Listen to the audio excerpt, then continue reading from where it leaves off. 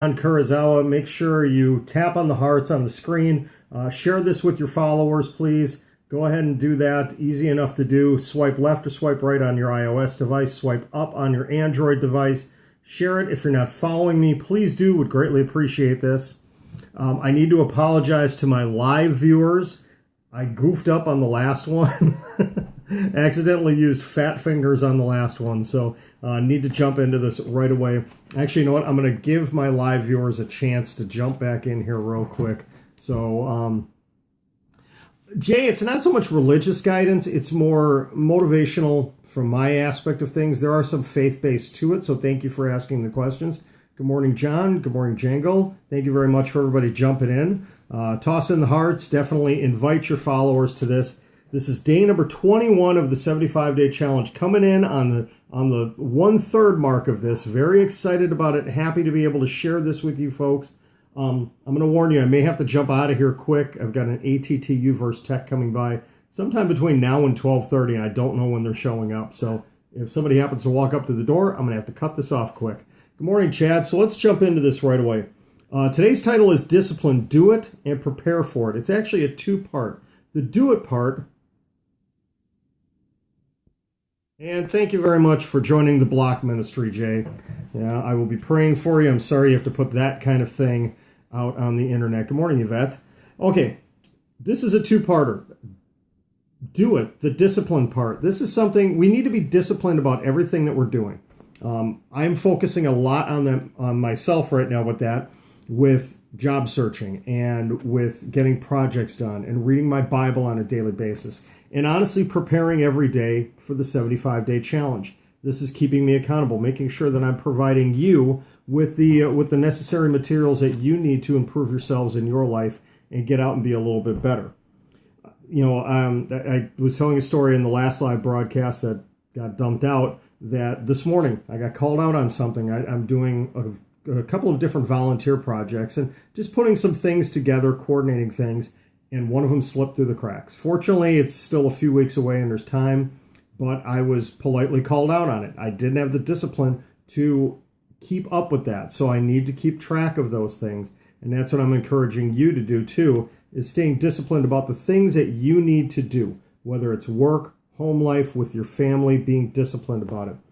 The other part, this one might be a little bit more difficult for people to listen to, is getting disciplined. And I'm not talking about getting disciplined at work or getting disciplined by your parents, but I'm talking about when we feel discipline in our lives from God. The question always comes up, and I'm not going to go into a long scope about this on the, you know, if God is such a loving God, why do bad things happen?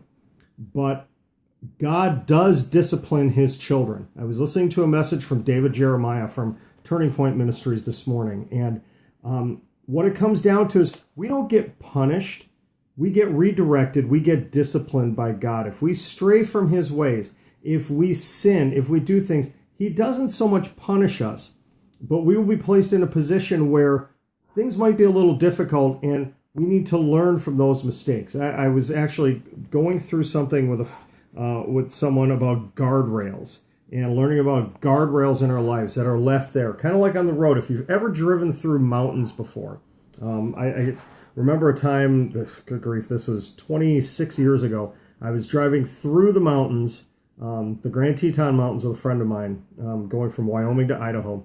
And you're on these windy curves and you're hundreds of feet up, and all you've got protecting you from going over the edge is the guardrails. And they're there for a reason, to prevent you. You know, you bump into them, you run into them. It's like the medians on a freeway. You move over, boom, you bump into it, you course correct. And really, that's what God does in our lives many times, is it's not punishment. We're not being punished for things. We're being course corrected.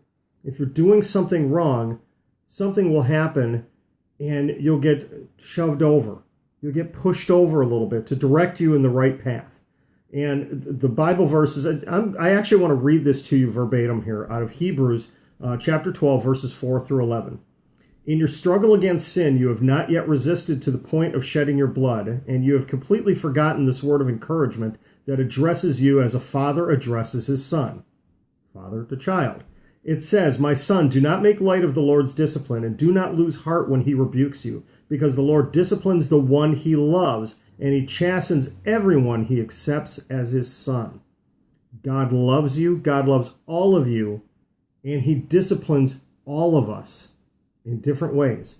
Endure hardship as discipline. God is treating you as his children. For what children are not disciplined by their father, if you are not disciplined and everyone undergoes discipline, then you are not legitimate, not true sons and daughters at all. Moreover, we all have had human fathers who disciplined us, and we respected them for it.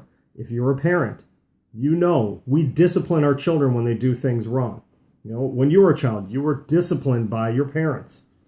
How much more should we submit to the Father of spirits and live?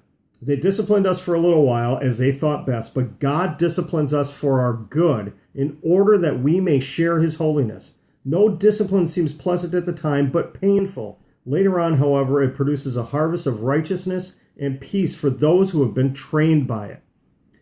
If you're going through difficult times, no matter what it is, and there's those times, we all feel it, no matter where you are in life. Why is this happening to me? Why are these bad things happening? Why do I have cancer? Why did my son die? Why did I lose my job? Why am I losing my house? It's not because God has forgotten about you. It's not because God does not love you. It's not because God is punishing you. God is providing discipline for something, but God is also preparing you for something greater. I have learned this firsthand over my life. Now, I've said this in past scopes, and let me state this right now. I am blessed that I am married. I have 5 beautiful, healthy children. We've never had any major health scares in our immediate family, thankfully, minus a few injuries and the normal sicknesses. We continually have a roof over our head, clothes on our back, food in our mouths, a church and schools and things to go to. We have struggled financially. We've almost lost our house. We've almost lost our car, a lot of other things. But we are blessed compared to some other people that I know that have been struggling. And there have been times where I've been down. I've been feeling, what next? Why? Why is this happening to me? Why does this continually happen to me? Why can I not hold on to a job? Why am I not able to find that job that can take care of my family? Why are we always struggling? But then something will happen, and it may be a small thing, it may be a bigger thing. I realize, well, God is preparing me for something better. Think about some of the people in the Old Testament that were left out in the wilderness for years, 40 years, 70 years. After the book of Malachi at the end of the Old Testament, there was 400 years. 400 years. God didn't speak to anybody. He was absolutely silent from the end of Malachi until we saw John the Baptist born. He went silent for that long. Imagine going that long. Imagine going through 40 years of struggles before you can see anything. My struggles have gone on for about 10 years, on and off. Some of you may just have short-term struggles. But whatever is happening in your life right now, know that God loves you. God has not forsaken you. God may be disciplining you in a way. He may be trying to course correct you and using those guardrails. If there are things going wrong in your life, you have to take account and take a look back, step back and see, what am I doing that is not pleasing to God? And I don't care where you are in your faith life. There are some of you out there that are non-believers. I know I have one follower who is an atheist, and I love him the same as everybody else, okay? But you need to take a look at, if there are things going wrong in your life, you have to take a look at what you are doing, and are you going down that wrong path? Are you sliding towards those guardrails? Is the side of your life car scraping along those guardrails, and do you need to shift back over? That's what I'm talking about with discipline. I went a little bit more biblical than I thought I would today. I actually feel pretty good about that one, folks. Again, I am not a biblical scholar. I am not a pastor. I am not trained in religious studies. I am a guy that I listen to messages. I love listening to the messages of my pastor at our church, Spring Creek Church in Pewaukee, every single Sunday. It is so fulfilling and motivating to me, and listening to other speakers like David Jeremiah and just so many others. It is absolutely fantastic, and I want to share that with you.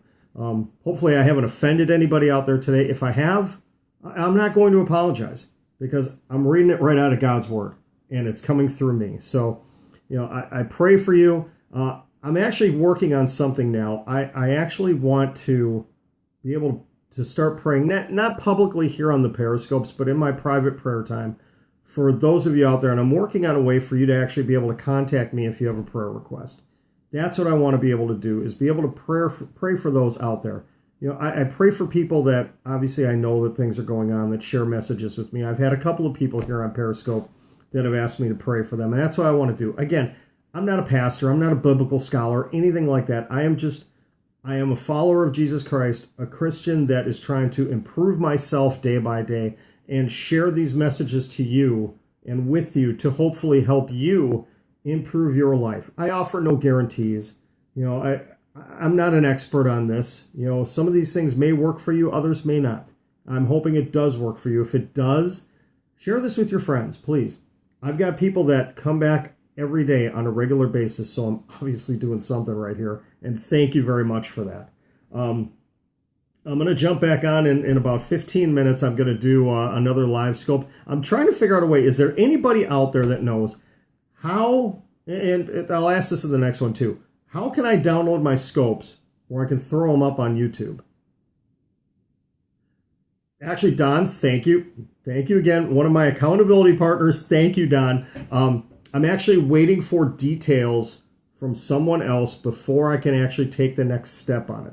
It was actually more of a reminder for me than anything else, but I am waiting to hear back, and I have to send a reminder email to this person of what do you mean called out? Basically, I was sitting down at my kid's school, and they have a gift card program, and I was talking with one of the ladies that's handling concessions for our basketball season. And I handle all the volunteer scheduling for basketball.